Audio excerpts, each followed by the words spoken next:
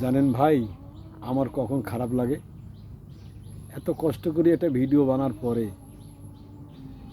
সেই ভিডিওর মধ্যে লাইক কমেন্ট শেয়ার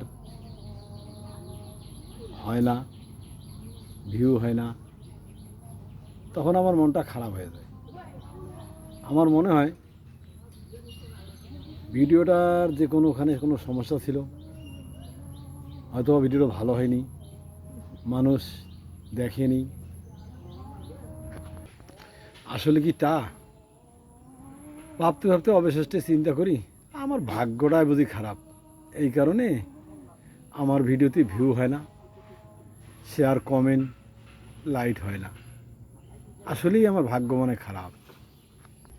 তাই আসুন না ভাই, আমার পাশে থেকে একটু সহযোগিতা করুন প্লিজ।